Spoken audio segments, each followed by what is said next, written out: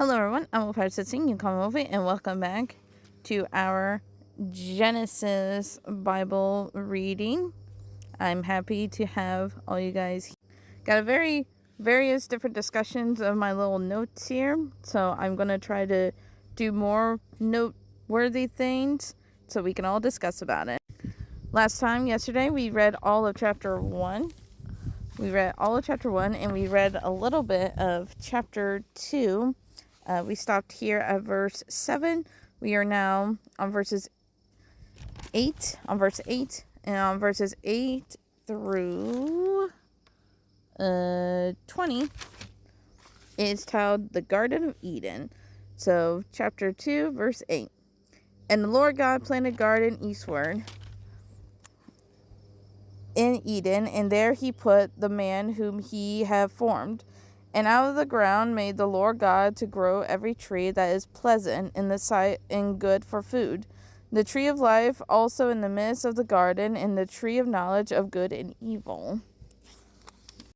Also, here is my little coloring page here of Genesis 1 and 2, where it's talking about every 7 days of what he did.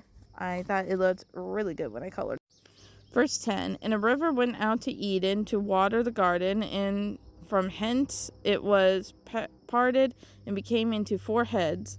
The name of the first is Pison? I don't know, I apologize. That is it which compasseth the whole land of Havilah, where there is gold. And the gold of that land is good. There is bdellium in the onyx stone.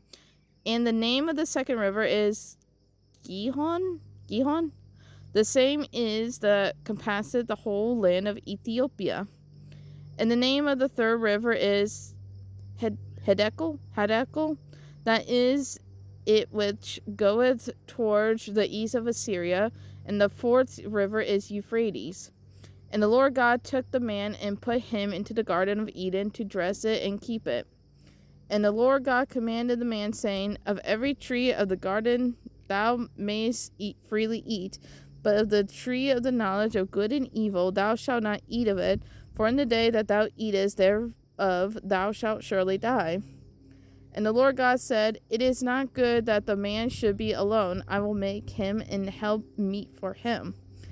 And out of the ground the Lord God formed every beast of the field and every fowl of the air, and brought them unto Adam to see that he would call them. And whatsoever Adam called every living creature, that was the name thereof.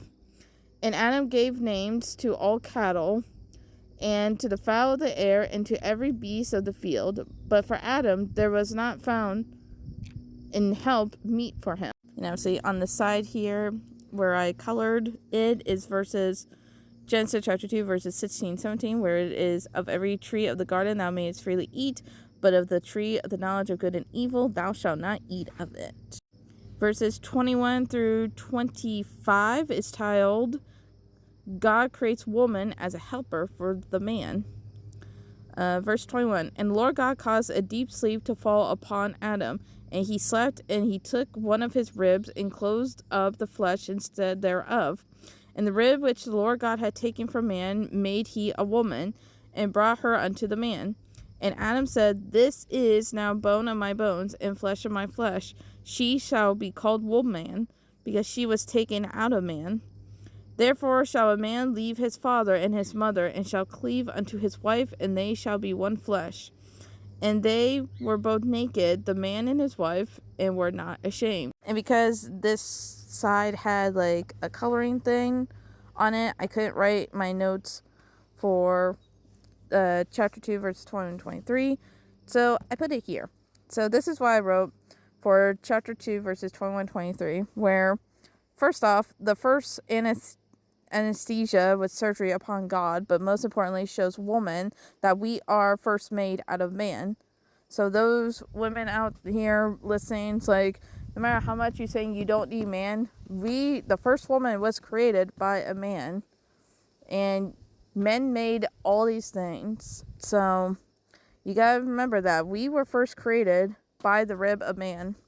And second, probably a way to show marriage. And what I mean by that is like he took the rib from Adam, and they said they are supposed to be one flesh, because it says here in 24, therefore shall a man leave his father and his mother and shall cleave unto his wife, and they shall be one flesh.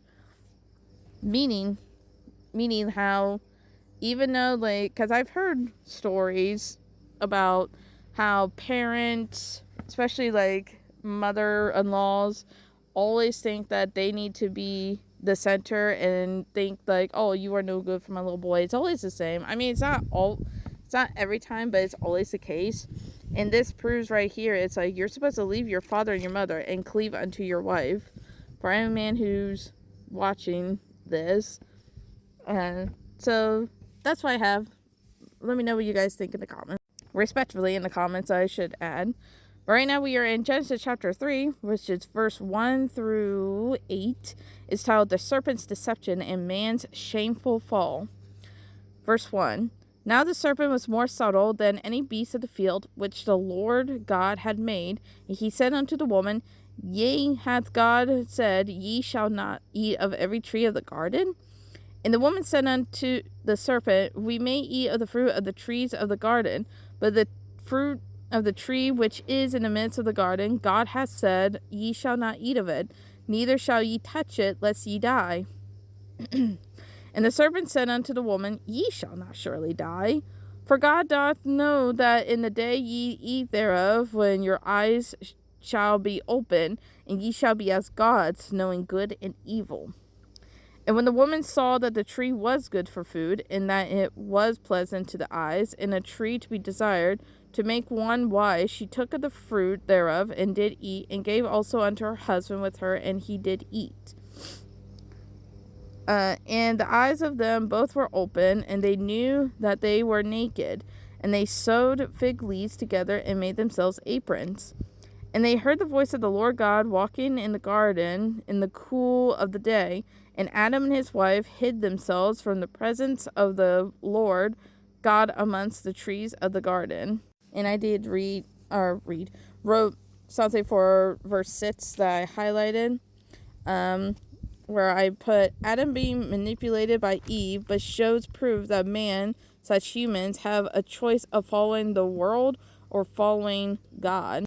Like, for those people who always say how, oh, you don't have a choice in the matter, you don't have a choice. No, God gave you a choice. He even, like, Adam had a choice to either, should I listen to God, like, listen to my conviction of doing what he told me to not eat of it, or ignore that and listen to my wife at the time, listen to the woman that is with me, and do what she says. And he chose the latter. He chose the sinful path of disobeying God and following the path of unrighteousness and eating that apple.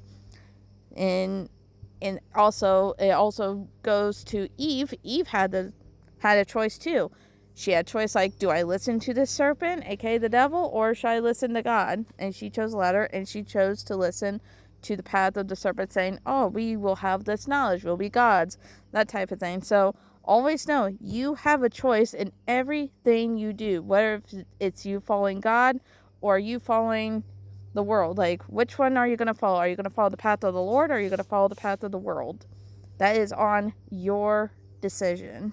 That is why I try my best to try to preach what I can to the people out here, of whether it be TikTok, Facebook, whatever, all the social media platforms that I post on here.